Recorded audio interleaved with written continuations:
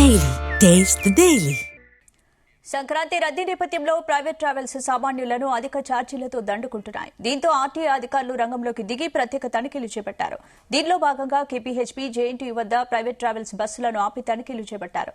Rules పాటించని నిర్వాహకులపై కేసులు file చేస్తున్నారు, చర్యలు తీసుకుంటున్నారు. తనిఖీలో బస్సులో వాహనాన్ని తరలిస్తున్న వారిపైన కేసు నమోదు చేయడంతో పాటు వాహనాన్ని సీజ్ చేశారు. కొన్ని బస్సులో అగ్నిమాపక పరికరాలు లేకపోవడంతో అధికారులు ఆగ్రహం వ్యక్తం చేశారు. అగ్ని ప్రమాదాల విషయంపై తప్పనిసరిగా జాగ్రత్తలు తీసుకోవాలని అధికారులు చెబుతున్నారు. ఈ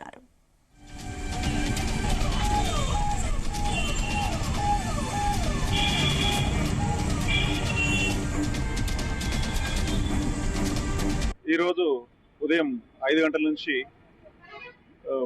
మనం సీసీ బస్సులు చెకింగ్ చేయడం జరుగుతుంది.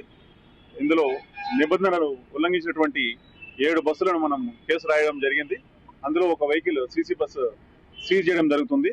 ఆ వెహికల్ డేంజరస్ డ్రైవింగ్ లాగా మనం ఇది మోటార్ సైకిల్ తీసుకుని వెళ్తున్నారు, స్కూటర్ ని. సో ఇది ఒక dangerous driving, prevention of accident దాని కింద మనం ఆ బండిని సీజ్ చేయడం జరుగుతుంది. వాహన యాజమాన్యాలకు ఇదే మరి రహదారి భద్రత నిబంధనలు పాటించాలి. వెహికల్ సంబంధించినటువంటి అన్ని డాక్యుమెంట్స్ వ్యాలిడ్ లో ఉండాలి, ఫిట్నెస్ కానీ పర్మిట్ కానీ. కొన్ని వెహికల్స్ లో ఫైర్ ఎక్స్టింగ్విషర్ అనేది లేదు. ఇది మరి చాలా ఇబ్బందికరమైన వార్త ఇది.